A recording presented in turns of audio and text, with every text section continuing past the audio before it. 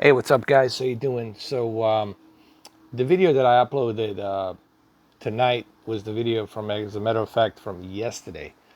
And I was debating whether or not I should upload that video because even though I have put maybe like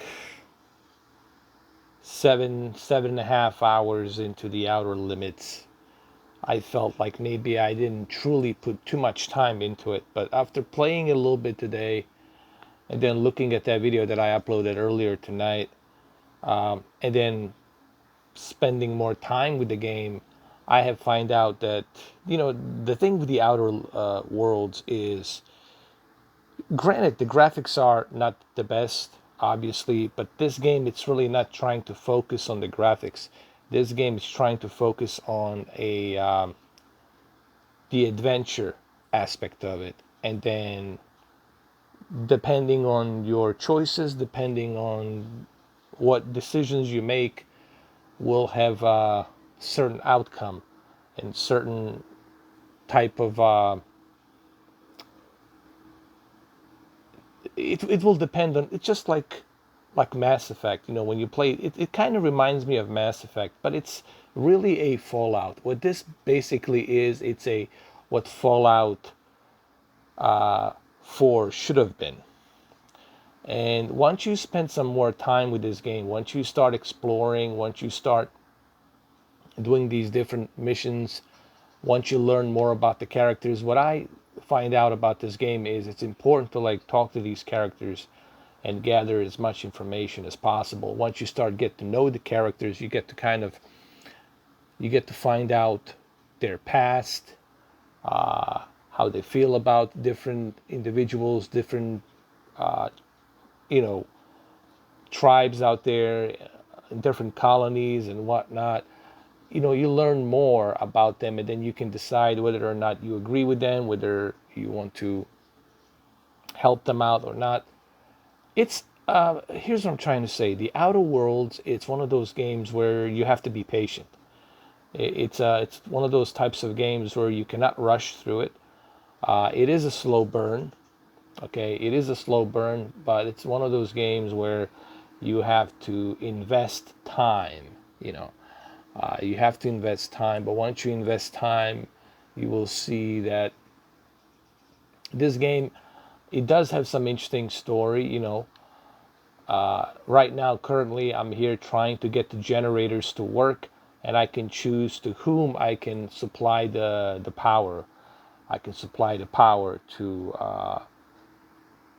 this one other individual who is a bit shady, or I can help these poor folk, people that are living on this side of you know uh, colony, if I can help them out and supply them with the power. So you do have choices to make. You can be a good person, you could be a bad person, you could be a jerk, you could be a balanced person. So the experience of this game will vary depending on your choices that you make. Depending on how you talk to people, depending on your skills. So what I'm trying to say is this: it's not a boring game. I was wrong about that, but it takes a lot of patience. Okay, you have to be patient with this game. You can't expect to only play a few hours of the game and then think, oh, this is it. This game sucks or that. You have to spend time with this game. I would suggest to everyone out there to at least spend more time with this game before you go out there and like I did, start judging this game. And I was thinking about it, like, look, man, it's kind of, it is kind of stupid for me to judge this game, and I only put like 7 hours into it. Not even, I don't know if even that 7 hours, right? So it's kind of immature for me to be judging this game based on just lousy 7 hours. The game, it's a slow burn and it takes a lot of time, to get used to it, because you have to focus onto the story. You have to understand these characters. Once you get to know the characters, once you understand what your mission is, what you're trying to achieve, and what you want to do, then the game becomes more interesting. But you have to invest time. What I'm trying to say, to truly appreciate this game, and I can see what these other reviewers are saying. I was wondering about it, like, well, what's so great about this game? But then now I realize it's not about the graphics; it's about the how you invest your time into this game, how you choose to play this game. You can learn more. You can learn more about these characters. I already spoke to her. I gotten as much information as I needed from Parvati. You can ask her certain questions. You can ask her provocative questions. You can ask her some questions she might not like. So there's definitely something here with this game. And I can see where the love is coming for this game. So I'm starting to realize that, but you have to be patient. You have to invest time, you know.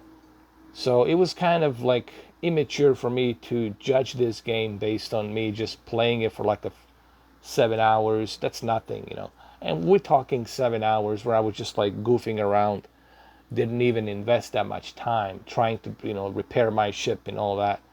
So you have to be patient with this game. The graphics are, in par with Fallout.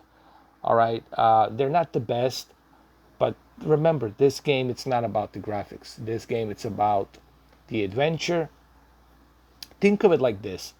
Think of it like Fallout 4 had a baby with Mass Effect. Does that make sense? I don't know. Like Fallout 4 had a baby with Mass Effect. You do have a ship, and you do have this AI in the ship. It's pretty interesting. So be patient with this game. Take your time. This is one of those games, slow burns. You can play during the holidays or during the winter time, and it's part of the Game Pass, Xbox Game Pass. Unfortunately, on a PC, it's part of the Epic Games, but it's exclusive to the Epic Games. However, I was wrong about calling this game a boring game. It's not a boring game. It's just you have to invest time. Okay, so, well, there you have it, guys. I hope this gives you some more info on how I feel about this game.